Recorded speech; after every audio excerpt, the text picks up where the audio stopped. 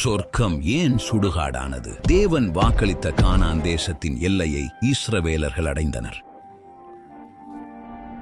மோசே 12 ஒற்றர்களை அந்த பிரதேசத்தை வேவு பார்க்க அனுப்பினார். அவர்கள் ஒரு சொர்க்கத்தை கண்டார்கள். அங்கு திராட்சைகள் மிகவும் கனமாக இருந்ததால் ஒரு கொத்தை ஒரு கம்பத்தில் தூக்க 2 தேவைப்பட்டனர். அந்த பூமி பாலும் தேனும் பொழிந்தது. ஆனால் அவர்கள் ராட்சதர்களையும் கண்டார்கள். நகர வாயில்கள் போல் அகன்ற தோள்களை கொண்ட மனிதர்கள், மேகங்களை எட்டும் சுவர்கள். 10 ஒற்றர்கள் பயத்தால் முடங்கி போனார்கள்.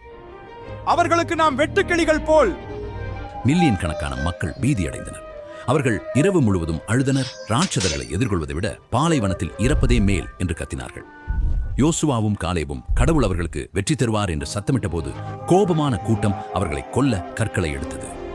கடவுள் கற்களை நிறுத்தினார். அவர்கள் கேட்டபடியே மக்களுக்கு கொடுத்தார். நுழைய பயந்ததால் அவர்களை மீண்டும் வெப்பத்திற்கு அனுப்பினார். அந்த தலைமுறை முழுவதும் மணலில் மடியும் வரை 40 ஆண்டுகள் சுற்றித் திரிந்தனர். யோசுவா மற்றும் காலேப் என்ற 2 துணிச்சலான ஒற்றர்கள் மட்டுமே வாக்குறுதி அளிக்கப்பட்ட தேசத்தில் கால் பதித்தனர். உங்கள் எதிர்காலத்திற்காக போராட நீங்கள் மிகவும் பயந்தால் நீங்கள் விட்டுச் செல்ல வேண்டிய கடந்த காலத்தில் சிக்கிவிடுவீர்கள். நம் எதிர்காலத்தை கர்த்தருடன் எதிர்கொள்ளுவோம்.